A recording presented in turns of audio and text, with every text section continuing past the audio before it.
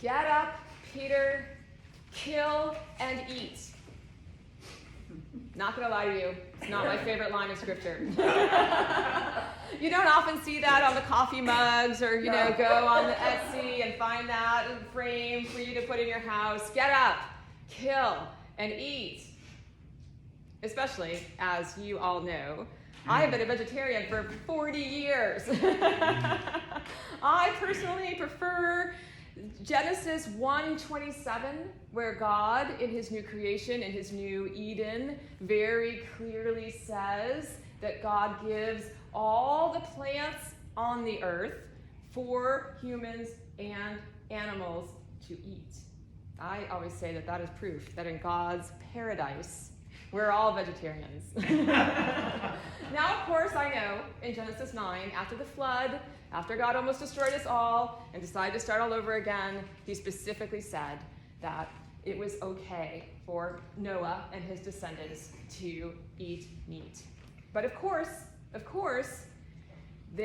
all of the earliest members of the community and all Christians at the very, very beginning were all, of course, Jews. And in Leviticus and Deuteronomy, there are incredibly clear laws about eating and what kind of food is clean and unclean. And that's what's happening in today's story from the Acts of the Apostles. Are you all familiar with the story? Do you know what's going on here? So I can just rush right over it and not have to explain it all. This is a very significant story in the Acts of the Apostles. The early church was in conflict. I like to say that the church has been in conflict since it's begun. Like, we could hardly think that today we would all get on the same page, since we have not been on the same page since before Jesus was even crucified and rose from the dead. Nonetheless, the early church was in this huge conflict over whether one had to be a Jew in order to be a Christian.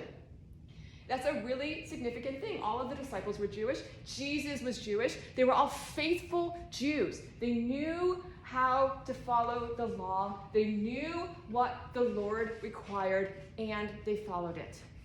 And then, of course, when Jesus rose from the dead, they believed that he was the Messiah. Not all Jewish people believed that Jesus was the Messiah, and that, of course, persists today. But Peter, as you can tell by the reading, was definitely on the side of, you have to be Jewish in order to be Christian. So you have to follow the dietary laws. You have to keep kosher. He was in the midst of this conflict, and he was sure that he was right. And I'll be honest with you, Peter was right? He was on the righteous side. And yet, here we have, in the Acts of the Apostles, in the very early church, Peter gets this vision from God: get up, kill, and eat. What is God saying to Peter? He's saying, let my love for you, let your love for others transcend even that which you know is right. Go beyond that. And of course, Peter did, because the Christian church was bringing in people, as we saw in this reading, all over the place. People were becoming converted to Christianity every day. God did not want further barriers for people to be able to be saved through Jesus' resurrection. Which brings me to our reading from Revelation today, which contains one of my actual favorite lines of scripture, that God will dry every tear from every eye. Revelation is also, as you know, one of those books of the Bible that is often hard to understand and often hard to interpret, and often, I think, used to scare us or used to tell us that in the end, God's going to get us. But I don't know if those people have read all the way to the end of Revelation, because that's where we're getting today. And John's vision of what it will be like in the end time includes God reconciling the entire world back to God's self. God literally bringing back paradise, from the Garden of Eden, from the beauty of creation, all the way around until the day when the whole world is reconciled to God and God's kingdom, and there is peace in the land, and the lion lies down with the lamb.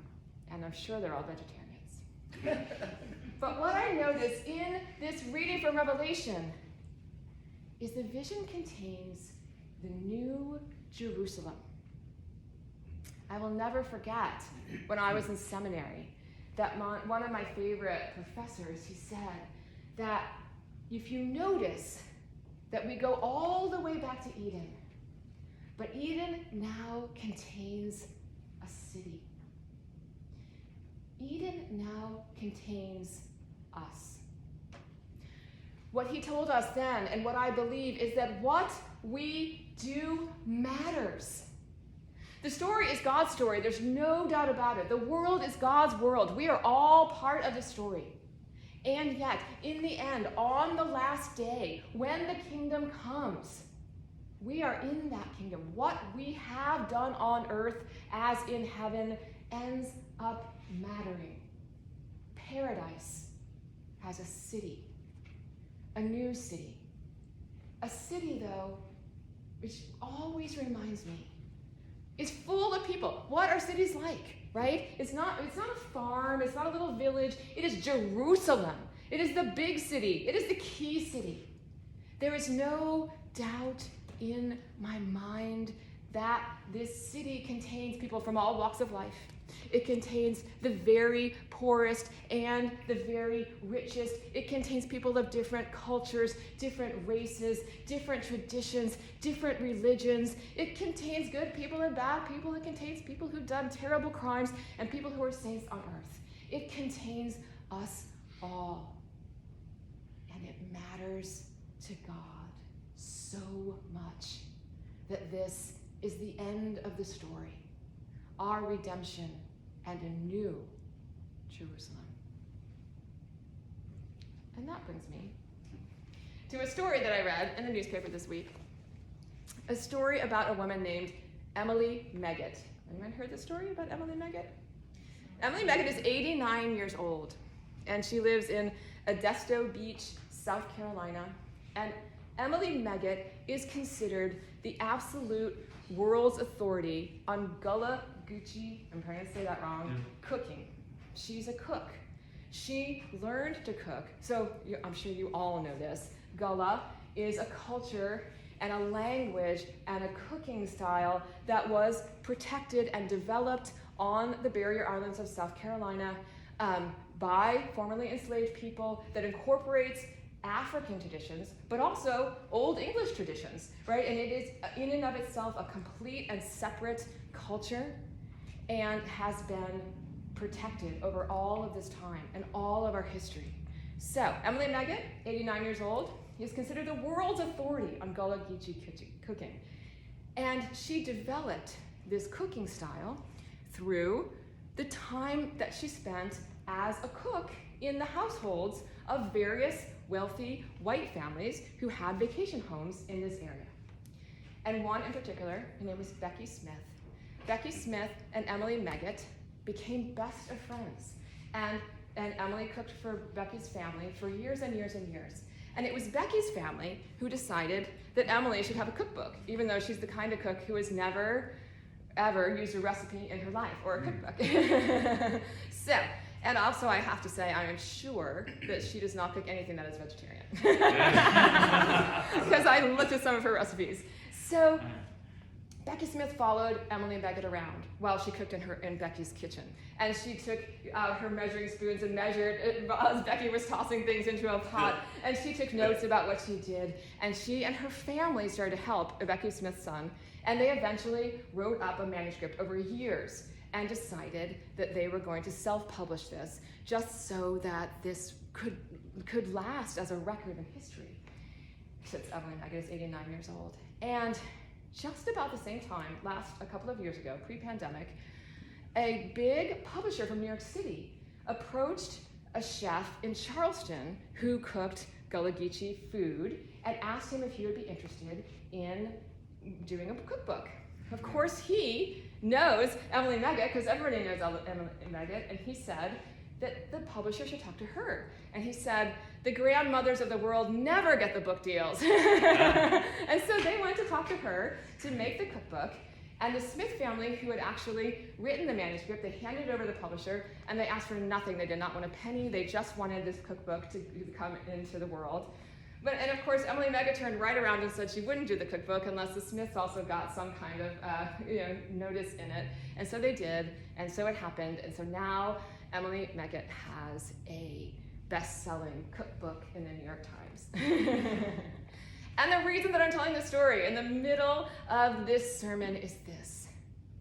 This, to me, is a story about the New Jerusalem. This, to me, is a story about God's visions for us to transcend the things that divide us and hurt us and separate us from one another.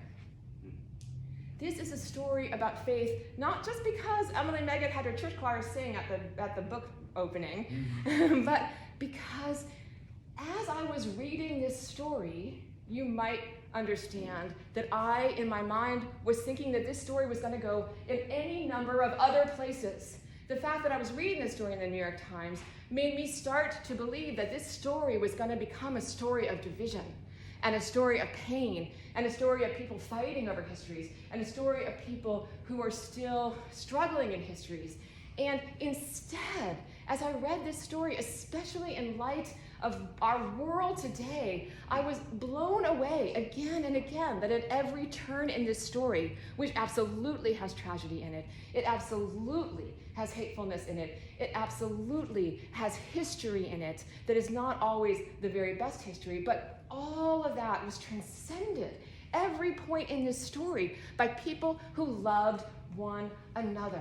People who loved one another despite their differences, loved one another despite the ways that they had been hurt in the past and even in the present. People who did things above and beyond even what generosity would ask of them. I expected this story to go somewhere totally different, but it didn't.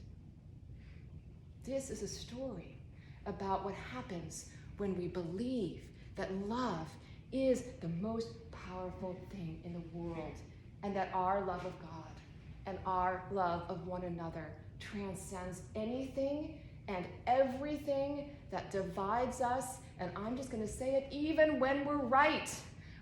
Even when we are so right and we cannot understand how those other people act in the way that they do, even when those other people have hurt us, even when those other people do things that frighten us, still God calls us beyond this. Jesus leaves his disciples with the commandment to love one another. I often feel like that is one of those things that can be so easily overlooked. It's so obvious, right? Of course we love one another. Of course Jesus is about love. But loving God and loving one another asks us, sometimes, maybe all the time, to rise above those things that work against love. Even things that we're right about, even things that it seems obvious are wrong. I'm not saying they're not wrong. I'm just saying that God tells us that we can go beyond that. And God also tells us that in the end, it matters. In the end, God does have all the power. It's not up to us to judge. It's not up to us to save. It is up to us to believe, though, that the love that we bring into the world, the ways that we love one another, and the ways that we love God do in the end contribute to the beautiful new city of Jerusalem in the paradise that God promises us, where there are no more tears in any eyes. It's always been that simple, even though it's not easy. Love one another. It's all we need to know.